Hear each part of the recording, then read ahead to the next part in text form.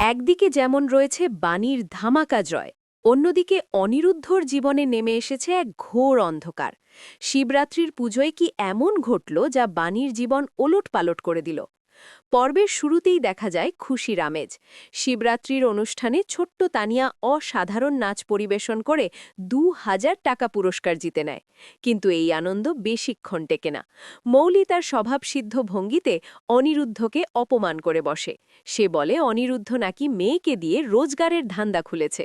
গণ্ডগোল আরও বাড়ে কাঙালি ভোজনকে কেন্দ্র করে।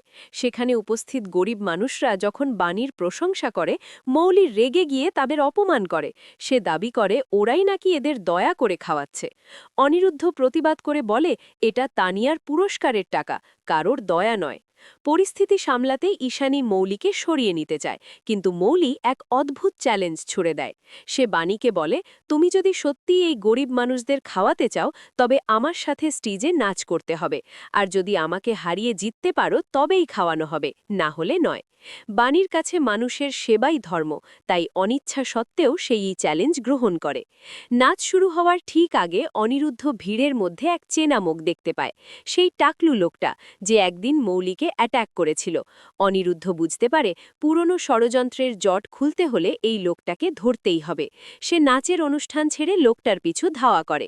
এদিকে স্টেজে শুরু হয় হাড্ডাহাড্ডি লড়াই, কিন্তু অহংকারের পতন তো হবেই। নাচতে নাচতে মৌলি হঠাৎ হোঁচট খেয়ে পড়ে যায়, আর নিজের যোগ্যতা দিয়ে প্রতিযোগিতায় জিতে যায় বাণী।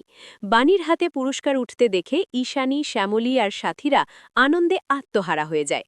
সিরিয়াস মোমেন্টের মাঝেই একটু হাসির খোরাক জোগায় কুয়াশা। বাণীর সাফল্য দেখে হিংসে জ্বলে সে শাড়ির আঁচল কোমরে বেঁধে স্টেজে উঠে অদ্ভুত অঙ্গভঙ্গিতে নাচতে শুরু করে।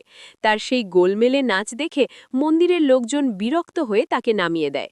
বিদ্যুৎও এই সুযোগে কুয়াশাকে দু-চার কথা শুনিয়ে দেয়।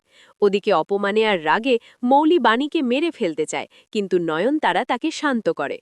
গল্পের মোড় নেয় অন্যদিকে। অনিরুদ্ধ ধাওয়া করে সেই টাকলু লোকটাকে ধরে ফেলে। সে জানতে চায় কে তাকে টাকা দিয়ে অনিরুদ্ধকে ফাঁসাতে বলেছিল। ঠিক যখন সত্যিটা বেরিয়ে আসবে, তখনই পেছন থেকে আরেক গুন্ডা এসে অনিরুদ্ধের মাথায় লাঠি দিয়ে সজোরে আঘাত করে। রক্তাক্ত অবস্থায় রাস্তায় লুটিয়ে পড়ে অনিরুদ্ধ।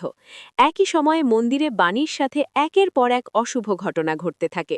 শিবের সামনে প্রদীপ জ্বালাতে গেলে তা নিভে যায়, গলার মালা ছিঁড়ে পড়ে, এমনকি পুজোর থালাও হাত থেকে পড়ে যায়। বাণীর মন কেঁদে ওঠে। সে বুঝতে পারে অনিরুদ্ধ কোনো বিপদে পড়েছে। পাগলের মতো খুঁজতে খুঁজতে রাস্তায় রক্তাক্ত অনিরুদ্ধকে খুঁজে পায় বাণী। স্থানীয় লোকেদের সাহায্যে তাকে ধরাধরি করে মন্দিরে নিয়ে আসা হয়। ডাক্তার ডাকার আগেই বাণী বিশ্বাস রাখে মহাদেবের ওপর। মন্দিরের পুরোহিত তাকে সাহস দেন। শেষ দৃশ্যে এক লোমহর্ষক মুহূর্ত দেখা যায়। অনিরুদ্ধকে বাঁচাতে বাণী শিবলিঙ্গের ওপর ঢালা দুধ নিজের হাতে অনিরুদ্ধের মাথায় ঢালতে থাকে আর প্রাণপণে মন্ত্র জপতে থাকে। মহাদেব কি বাণীর ডাক শুনবেন? অনিরুদ্ধ কি সুস্থ হয়ে ফিরবে? সব উত্তর মিলবে আগামী পর্বে।